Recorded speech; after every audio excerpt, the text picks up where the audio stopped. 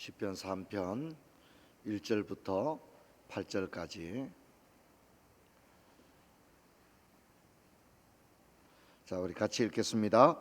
여호와여, 나의 대적이 어찌 그리 많은지요. 일어나 나를 치는 자가 많으니이다.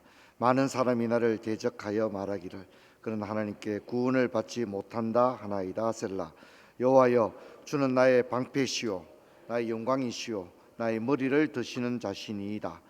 내가 나의 목소리로 여호와께 부르짖으니 그의 성산에서 응답하시는도다. 셀라. 내가 누워 자고 깨었으니 여호와께서 나를 붙드심이로다. 천만인이 나를 애워싸 진친다 하여도 나는 두렵지 아니하리라. 여호와여, 일어나소서. 나의 하나님이여, 나를 구원하소서. 주께서 나의 모든 원수의 뺨을 치시며 악인의 일을 꺾으셨나이다. 구원은 여호와께 있사오니 주의 복을 주의 백성에게 내리소서. 셀라. 아멘. 우리 옆에 분과 한번 인사합시다. 반갑습니다. 고맙습니다. 구약 인물을 살펴보는 시간은 이제 36번째 시편에 등장하는 인물들을 살펴보게 되었습니다. 그래서 오늘 우리가 사무엘 상하를 할 때 다윗을 이미 살펴봤지만 오늘 살펴보려는 다윗은 시편의 다윗입니다. 시편의 다윗 생각을 해보려고 합니다. 여러분, 다윗은 시편의 사람입니다. 그래서 시편이 뭐냐? 시편, 잠언, 아가, 전도, 이게 뭐냐? 여러분 뭐 같습니까? 첫째 시입니다. 시. 우리 한글 성경은 마치 산문처럼 배열을 해놔가지고 시 같은 느낌이 전혀 들지가 않죠. 하지만 시입니다. 시. 그래서 이 지혜 문학을 다른 말로 뭐라고 하냐면 간정이라고 합니다. 간정. 간정입니다. 다윗의 간정입니다. 그래서 시편을 읽을 때 시라고 생각하고 읽지 마시고 다윗의 고백, 다윗의 간정, 다윗의 기도, 이렇게 생각하고 읽으면 좋다고 생각합니다. 그리고 이제 이건 다 실제로 노래죠, 노래. 그래서 여러분, 종교개혁 시대 이후에 청교도까지 미국이 19세기 이후에 계몽주의가 교회 안에 들어오면서 가스펠송이 생겨납니다. 가스펠송이 생겨나기 이전까지만 해도 교회에서는 찬송을 시편 외에는 부르지 않았습니다. 아시겠죠? 시편 외에 다른 찬송은 없는 거죠. 그렇게 불렀습니다. 이제 우리도 찬송가가 있는데요. 우리 찬송가가 사실 다 찬송은 아닙니다. 찬송은 하나님께 드려지는 거죠. 새벽부터 우리 사랑함으로써 저녁까지 씨를 뿌려보자는 것은 하나님을 찬양하는 노래가 아니죠, 그죠? 엄밀한 의미에서 그렇지 않습니까? 그래서 그건 사실 복음송입니다, 복음송. 물론 이제 찬송가에 있으니까 다 찬송이라 말할 수는 있지만 엄밀한 의미에서의 찬송은 시편 외에는 찬송이 없습니다. 그리고 이제 여기에 나와 있는 뭐 찬양들 같은 경우에는 처음부터 찬양이 아니었죠. 이제 소위 말하는 가스펠송이었죠. 오늘날 우리의 시각으로 본다면 찬송가지만 본래는 찬송이 아니었다, 그렇게 얘기를 할 수 있습니다. 시편을 읽으면 우리에게 위로가 됩니다.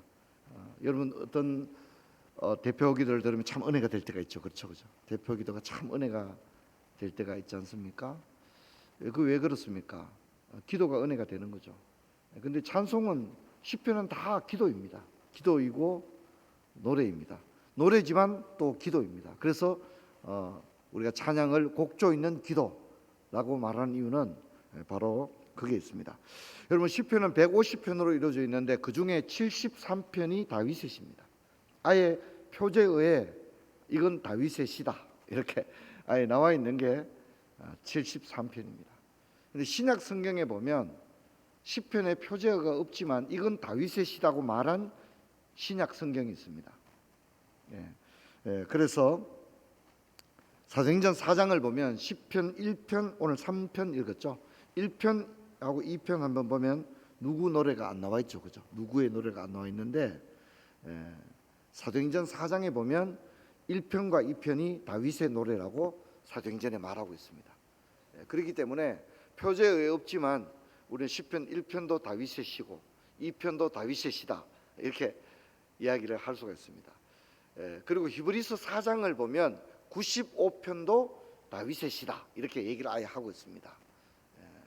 그리고 또 이제 누구의 노래라고 안 나와 있지만 누구의 노래라고 안 나와 있으면 대개의 경우 다윗의 노래일 것이다. 우리가 그렇게 이야기를 합니다. 그런데 이제 누구의 노래라고 하는 게 엄연히 밝혀진 것을 중심으로 한다면 시편 표제어의 73편 그리고 신약 성경의 세 편이 이야기되었습니다. 그래서 이제 우리가 창조적인 성경 읽기를 할 때는 시편 1편부터 53편까지 읽는 게 아니라 어떻게 읽는다고요? 다윗의 시만 따로 읽어 나가는 거죠. 이해되겠죠? 다윗의 시만 이렇게 읽어 나가는 거죠. 그렇게 하는 것도 매우 창조적인 성경 읽기다. 그렇게 이야기를 할 수가 있겠습니다. 저는 이제 다윗의 이런 시편들을 중심으로 이제 다윗의 시편에 나타나는 다윗의 얼굴 세 가지를 생각을 해보려고 합니다. 첫 번째는 탄원하는 다윗의 얼굴입니다. 다윗은 오늘 우리가 읽었던 시편 3편이 바로 탄원시입니다. 다윗의 호소하는 하나님께 하나님 제 사정을 좀 들어주세요. 제가 지금 죽게 되었습니다. 이게 이제 탄원의 시거든요. 억울함을 토로하고 하나님 저를 안 도와주시면 저는 오늘이라도 죽을 수밖에 없습니다. 이게 다윗의 탄원의 시입니다. 오늘 우리가 읽었던 3편이 탄원의 시입니다. 그럼 다윗은 지금 쫓기는 신세입니다. 그는 사울로부터 쫓겼고 지금은 압살롬에게 쫓기고 있습니다. 그래서 3편의 표제를 보면 다윗의 그의 아들 압살롬을 피할 때 지은 시다 이렇게 나와 있는데 아까 읽었지만 3편 1절 같이 한번 읽어보겠습니다. 여호와여 나의 대적이 어찌 그리 많은지요 일어나 나를 치는 자가 많습니다. 두 번이나 나의 대적이 많다고 고백합니다. 여호와여 나의 대적이 어찌 그리 많은지요 일어나서 나를 치는 자가 많습니다. 이렇게 애통하고 있습니다. 여러분 이 1절의 고백은 과장이 아닙니다. 실제로 다윗의 인생은 대적들로 둘러싸인 인생이라고 해도 과언이 아니었습니다. 그래서 여러분 다윗은 어릴 때 형제들로부터도 우호적이지 않았습니다. 형제들이 다윗을 무시하고 다른 형제들은 어때요? 키도 크고 인물도 잘생기고 누가 보더라도 장군감이다. 누가 보더라도 왕이다. 그렇게 얘기를 했습니다. 그래서 사무엘이 기름 부으러 갔을 때 다윗은 어땠죠? 아들 축에도 안 들었죠. 아들 또 없냐고 이제 그렇게 얘기하니까 하나 있기는 있는데 이제 이렇게 얘기하잖아요. 그죠? 그러니까 그게 다윗입니다. 집에서도 인정받지 못하고 아버지 이사에게도 인정받지 못하고 형님들에게도 인정받지 못했던 다윗입니다. 그리고 여러분 알다시피 사울 왕과 압살롬에게 쫓겼죠. 그리고 우리가 이제 잘 모르지만 다윗이 진짜 부담스러워했던 사람이 요압 장군입니다. 저기 보면 요압이 많이 나오잖아요. 그런데 요압을 다윗이 제거하지를 못합니다. 요압이 이랬다 저랬다 하거든요. 요압이 얼마나 다윗을 교묘하게 괴롭힌지 몰라요. 도와주는 것 같은데 도와주는 게 아니에요. 그래서 다윗이 가장 마음의 부담을 가진 사람이 누구냐면 요압입니다. 그런데 다윗이 천하의 다윗도 끝까지 요압을 못 죽이고 죽습니다. 요압을 죽이지 못하고 죽습니다. 그래서 다윗이 얼마나 그게 힘이 들었으면 아들 솔로몬에게 얘기합니다. 저 요압을 그냥 두지 마라. 그렇게 얘기합니다. 다윗을 노골적으로 비난하고 조롱했던 시므이 같은 사람도 있고 뭐 다윗의 인생에 다윗을 괴롭혔던 사람을 다 말하라 그러면 숫자를 셀 수 없을 정도로 많습니다. 다윗은 소년기로부터 왕으로 죽기까지 대적이 그를 떠나지 않았던 인생이었습니다. 그러므로 다윗의 시편이 왜 나왔겠습니까? 너무 괴로우니까. 사는 게 너무 괴로우니까. 여호와여 나의 대적이 어찌 그리 많은지요. 여러분 이건 다윗이 그냥 멋진 시로 쓴 게 아니라 이게 다윗의 실존이었습니다. 하나님 너무한 거 아닙니까? 어떻게 나는 이렇게 대적이 어찌 이리 많습니까? 이것이 다윗의 실제의 고백입니다. 근데 여러분 오늘 3편을 보면 3편 말고도 다윗의 탄원시를 보면 그런 다윗의 상황은 굉장히 어려워요. 그런데 다윗이 믿는 구석이 있습니다. 다윗이 이렇게 어려운데 두려워하지 않습니다. 그 다윗이 두려워하지 않는 이유가 뭡니까? 그는 바로 여호와로 말미암아입니다. 자, 여러분 성경을 한번 봅시다. 3장 3절 여호와여 주는 나의 방패십니다. 주님은 나의 머리를 드시는 자. 머리를 든다는 말은 뭡니까? 이렇게 기가 죽어 있는 게 아닌 거죠, 그죠? 머리를 든다는 것은 자신이 있는 거죠, 그죠? 주님은 나의 머리를 드시는 자입니다. 그렇게 얘기합니다. 내가 늘 부르짖을 때 주님은 나에게 응답을 해주었습니다. 4절. 그리고 5절에 보면 내가 잠도 편안하게 잡니다. 쫓기는 몸이지만 제가 잠 푹 잡니다. 숙면을 취합니다. 그렇게 성경에 보면 하나님께서 사랑하는 자에게 잠을 주신다고 하는 것은 이게 잠을 많이 잔다는 뜻이 아니잖아요. 잠을 푹 잔다고 하는 자체가 그만큼 근심 걱정이 없는 거잖아요, 그죠? 그게 하나님의 은혜인 거죠. 다윗이 말합니다. 내가 누워 자고 깨었다. 이 말은 뭡니까? 밤에 잠을 한숨도 못 잤습니다가 아닌 거예요. 지금 상황은 잠을 한숨도 못 잘 수밖에 없는 상황이잖아요. 그렇지 않습니까? 그런데 뭐라 합니까? 내가 누워 자고 깨었습니다. 푹 잤습니다. 그렇게 이야기합니다. 근데 그 이유는 뭐냐면 주님이 나를 붙드심입니다. 그렇게 이야기합니다. 자, 6절에 보면 천만인이 나를 애워서 진친다 할지라도 나는 두려워하지 않습니다. 그렇게 이야기합니다. 그러면서 8절에 보면 구원은 하나님께 있습니다. 여호와께 있습니다. 그렇게 노래하고 있습니다. 사랑하는 성도 여러분, 우리가 살면서 대적이 없으면 좋겠죠. 괴롭히는 사람이 없으면 좋겠죠. 살면서 우리가 억울하고 분하고 그런 일이 얼마나 많습니까? 그런 일이 없으면 너무너무 좋겠죠. 여러분, 하지만 여러분 그럴지라도 여러분 우리에게는 소망이 있는데 그것은 여호와가 우리 편인 줄로 믿습니다. 여러분 그 믿음이 분명히 있어야 합니다. 이게 다윗의 비결이었습니다. 여러분 다윗의 두 번째 얼굴은 애통하는 얼굴입니다. 애통하는 얼굴. 이게 뭐냐면 회개시입니다. 회개시. 다윗의 회개하는 시인데 다윗의 회개시가 굉장히 많습니다. 대표적인 게 38편, 51편인데 대개의 경우 다윗의 애통을 이야기할 때 대부분 51편을 듭니다. 왜냐하면 51편은 다윗이 밧세바를 범하고 난 다음에 나단 선지자가 와서 그에게 질책할 때 그가 이불이 다 눈물로 젖도록 회개를 하거든요. 그게 시편 51편입니다. 여러분 시편 51편 11절 그 전체를 다 읽지는 못하고요. 11절 한 절만 같이 읽겠습니다. 시작. 나를 주 앞에서 쫓아내지 마시며 주의 성령을 내게서 거두지 마소서. 예전 번역은 성신을 내게서 거두지 마소서 하는 겁니다. 주님 저를 쫓아내지 마십시오. 야 너 다시는 얼굴 보기 싫어. 너 저리 가. 다윗이 그렇게 느꼈다는 거죠. 죄를 범하고 나니까 하나님이 자신을 쫓아내는 것처럼 느꼈고 성신이 자신을 떠나간 것처럼 느꼈다는 겁니다. 그래서 하나님께 고백합니다. 여러분 다윗은 회개의 사람입니다. 잘못을 인정하고 애통했습니다. 여러분 죄를 짓지 않아서 위대한 게 아니라 죄를 지었을 때 잘못했을 때 하나님께 회개하고 사람한테는 미안합니다. 저를 용서해 주세요 라고 하는 것이 위대한 줄로 믿습니다. 여러분 그게 중요한 것입니다.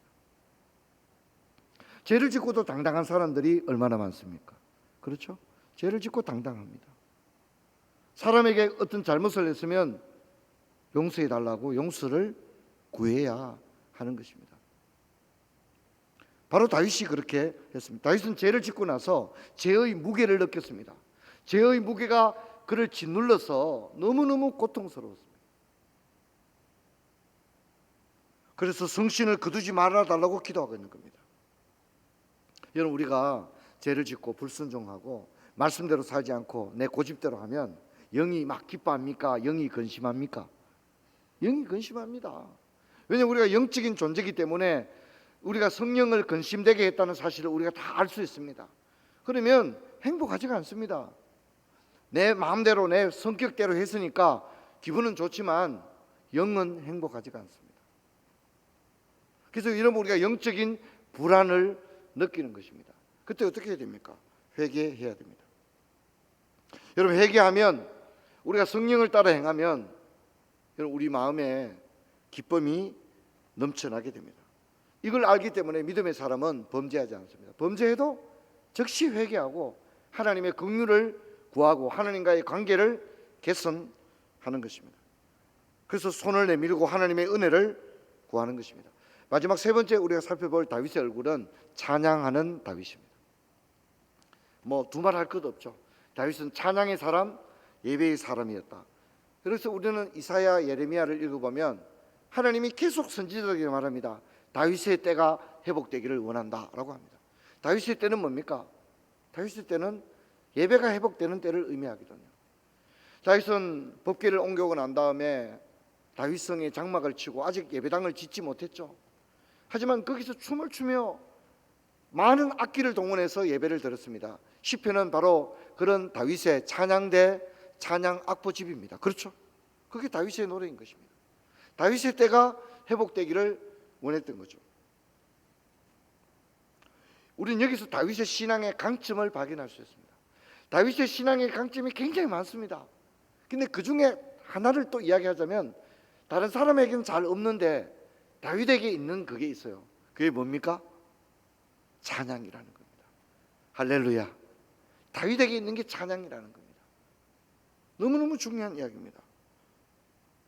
믿음이 좋은데 어떤 사람은 언어가 너무 어두운 사람이 있어요. 언어가 너무 어두워요. 언어가 너무 부정적이에요. 음악으로 친다면 너무 단조해요. 단조. 그리고 얼굴이 어두워요. 그리고 감정이 너무너무 어두워요. 믿음이 좋은데. 그래서 제가 제자 훈련할 때 가장 중요하게 여기는 게 뭐냐면 정서적인 성장입니다. 사람이 정서적으로 성장하고 정서적으로 건강해야 됩니다. 이게 굉장히 중요합니다. 그래서 성령의 결과 가운데 하나가 희락이 있는 것입니다. 근데 이 사람들 중에 소위 믿음이 좋고 연조가 있는데 언어가 어둡고 얼굴이 어둡고 감정이 어두운 사람이 있습니다. 물론 얼마나 어려우니까 그럴까요? 하지만 다윗도 굉장히 힘들었습니다. 다윗은 노래 부를 수 없었어요. 늘 쫓겨다니고, 그렇죠? 대적들이 그를 오늘 성이 뭐 1000만인이 나를 둘러 진쳤다, 그렇게 했습니다. 그런데 다윗이 어떻게 합니까? 찬양하고 있는 거예요. 찬양하고 있는 거예요. 사도 바울도 감옥에 갇혔습니다. 빌립보서를 쓸 때 옥중에서 편지를 썼습니다. 그런데 빌립보서에 기쁨이라는 단어가 넘쳐나고 있습니다. 기뻐하라. 내가 다시 말하노니 기뻐하라. 그렇게 이야기를 합니다. 여기에 신앙의 역설이 있는 겁니다. 뭐가 믿음이 좋죠? 40일 새벽기도 아무도 안 빠지고 나오면 믿음이 좋은 겁니까? 신학교 가면 믿음이 좋습니까? 목사가 되고 선교사가 되면 믿음이 좋습니까? 장로님들 믿음이 좋습니까? 여러분, 우리는 직분을 가지고 말해서, 직분은 목사라고 하는 것은 수준을 말하는 게 아닙니다. 목사의 기능을 말하죠. 말씀 전하는 것과 기도하는 일, 교회의 성례를 집례하고 양떼를 영적으로 이끄는 일 기능입니다. 수준이, 담임 목사가 수준이 가장 높으면 굉장히 저도 좋다고 생각합니다. 그러나 직분 자체가 수준을 결정하는 게 아닙니다. 오해해서는 안 됩니다.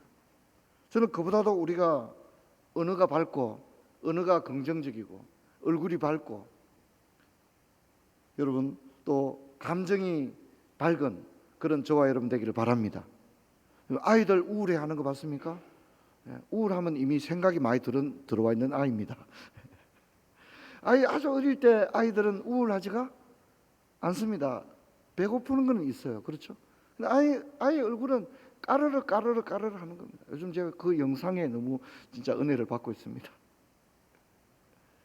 아이는 우울하지가 않습니다. 얼굴이 천국입니다. 천국. 얼굴이 천국. 별거 아닌데 어떻게 해요? 까르르 넘어갑니다. 그걸 보면서 너무 좋다는 생각을 하게 됩니다. 근데 여러분, 다윗이 그랬습니다. 찬양은 어두울 수 없기 때문입니다. 할렐루야. 여러분, 그렇게 되시기를 축원합니다. 그게 얼마나 아름답고 귀한. 우리가 인간적으로 생각할 때 뭐 누가 믿음이 좋냐, 야 저건 기도 많이 하고 대표기도 너무 잘하더라, 그런 거 가지고 얘기하지 마시고 정서적인 성장, 찬양의 사람, 할렐루야, 찬양의 사람, 그죠? 찬양의 사람이 될 수 있습니다. 모세도 그렇죠. 모세도 뭡니까? 지면의 모든 사람보다 온유함이 성하였더라, 그렇게 말합니다. 모세가 얼마나 스트레스 많이 받았겠어요. 40년 동안 광야를 지나가면서 얼마나 스트레스 많이 받았겠어요. 근데 모세가 어땠다고요? 온유의 사람, 지면의 어떤 사람보다 온유함이 모세가 가장 뛰어났다는 겁니다. 야, 어떻게 저럴 수가 있을까? 저는 그런 생각을 해봅니다. 저는 다윗도 생각해봅니다. 다윗도 얼마나 스트레스를 많이 받았습니까? 그런데 뭡니까? 다윗은 찬양이 끊어지지 않았습니다. 할렐루야. 그리고 찬양의 사람이었습니다. 시편의 사람이었습니다. 여러분, 시편 65편 1절인데요. 제가 이제 찬양의 얼굴 중에 한 편을 65편을 골랐어요. 근데 그 중에 다 읽을 수 없고 1절 하나만. 이게 굉장히 다윗의 마음이 느껴졌어요. 우리 같이 한번 읽어봅시다. 시작. 하나님이여, 찬송이 시온에서 주를 기다리오며 사람이 서원을 주께. 얘기가 재밌죠. 누가 기다린다. 찬양이 시온에서 주님을 기다리고 있습니다. 주님 빨리 오세요. 주님 빨리 오면 뭐 한다고요? 찬양하겠다는 거죠. 찬양이 시온에서, 시온은 예루살렘을 시온이라 하잖아요. 그렇죠, 그죠? 주님 좀 빨리 오세요. 우리 예배당에서 기다리고 있습니다. 뭐 하려고요?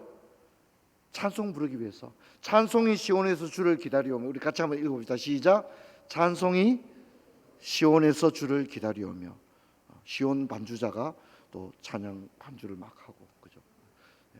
시온이, 찬양이 시온에서 주를 기다려. 저는 참 너무 아름답다는 생각을 했어요. 이게 다윗의 마음인 거예요. 다윗은 자꾸 뭐 하고 싶은 거예요? 찬양하고 싶은 거예요. 그렇죠? 주님 빨리 오세요. 우리 기다리고 있습니다. 찬양이 시온에서 주를 기다립니다. 주님 빨리 오세요. 우리 찬양할 겁니다.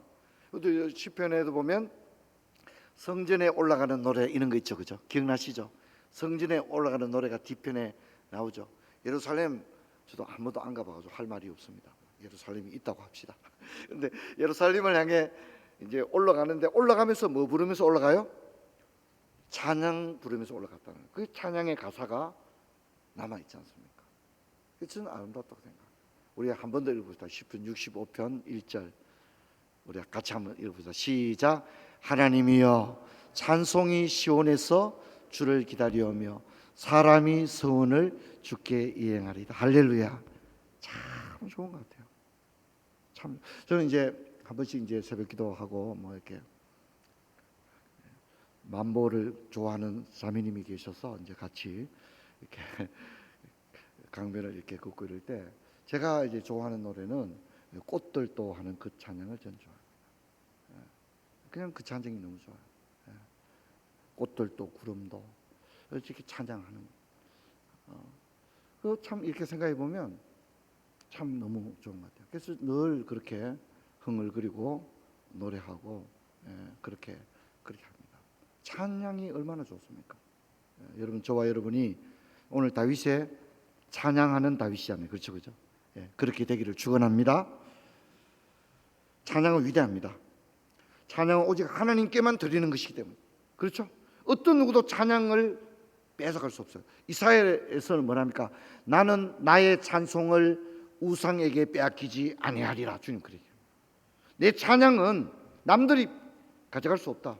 나는 나의 찬양을 우상에게 빼앗기지 아니하리라. 주님이 그러게 해요. 얼마나 찬양을 주님이 원하십니까? 할렐루야. 주님 예배하는 자를 찾으시고 찬양하는 사람을 찾으시는 줄 믿습니다. 찬양하는 사람이 진정한 성자입니다. 찬양하는 사람이 진정한 성자예요. 성도 여러분, 지금 여러분의 얼굴은 어떤 얼굴입니까? 우리는 시편에서 다윗의 얼굴을 살펴봤습니다. 우리의 인생이 다윗처럼 찬양하는 그런 저와 여러분 되기를 주의 이름으로 축원합니다. 이제 특세가 이제 얼마 남지 않았는데 여러분 끝까지 이제 내일 주일 남았습니다. 2번 남았습니다. 끝까지 최선을 다해 주시고 올해도 이제 한 40일밖에 안 남았습니다. 올해가. 그래서 남아 있는 시간 동안 최선을 다해 달려가는 저와 여러분 됐습니까? 우리 들은 말씀 기억하시고 우리 기도하고 돌아가겠습니다. 기도하겠습니다.